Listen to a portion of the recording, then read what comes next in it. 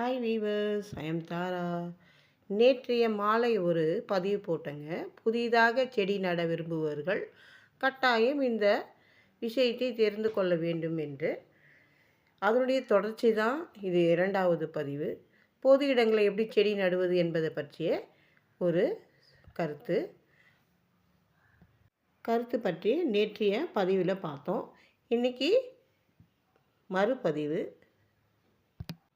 இன்றைக்கு நாம் பார்க்க போகிற பதிவுகள் என்ன அப்படின்னு கேட்டிங்கன்னா, செடி வளர பயன்படுத்தும் கிளைகள் ஒடிந்து வந்த உடனேயே நாம் நட வேண்டும். நம்ம ஒடித்து வந்த உடனேயே நம்ம அது நட வேண்டும். உதாரணத்திற்கு, நீங்கள் நித்திய மல்லி செடி வளர்க்க வேண்டுமென்றால், நித்திய மல்லி செடியின் ஒரு கிளையை ஒடித்து வர வேண்டும்.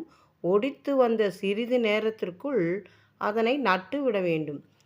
அதனை அப்படியே காற்றுப்படும்படி வைத்துவிட்டால் அதனுடைய வளரும் தன்மை இழந்துவிடும். அதுபோல் முருங்கைச்செடி போன்ற காய்கறி செடிகளை இதுபோல் செய்யும்போது கிளையின் அடிப்பகுதி லேசாக வெட்டிவிட்டு அதில் பசுஞ்சாணத்தை தடவ வேண்டும். அதன் பின்னர் நீங்கள் நட்டு வைத்த மேல் நுனியிலும் இதேபோல் வெட்டிவிட்டு பசும் சாணத்தை பூசிக்கொள்ள வேண்டும். இப்படி செய்யும் பொழுது விறுவிறுவென கிளைகள் துளிர்விட ஆரம்பிக்கும். ரோஜா செடி, நித்திய மல்லி போன்ற பூக்களை தரும் செடிகளை நடும்போது கிளைகளை லேசாக வெட்டிவிட்டு அதில் தேன் தடவ வேண்டும். இதற்கு சுத்தமான தேன் தான் பயன்படுத்த வேண்டும். தேனை தடவி நட்டு வைத்தால் வெகு விரைவாகவே செடிகள் பதிந்து புதிய கிளைகள் முளைக்க துவங்கிவிடும். இதேபோல் மற்றொரு முறையும் பயன்படுத்தலாம்.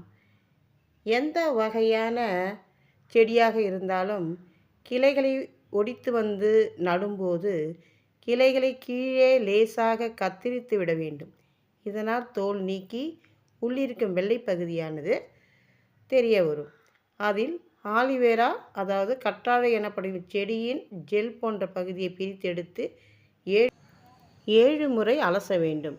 கற்றாழை 7 முறை அலசுவதற்கு காரணம் அதிலிருக்கும் சில தேவையில்லாத கெட்ட கசப்புகளை வெளியேற்றுவதற்குத்தான்.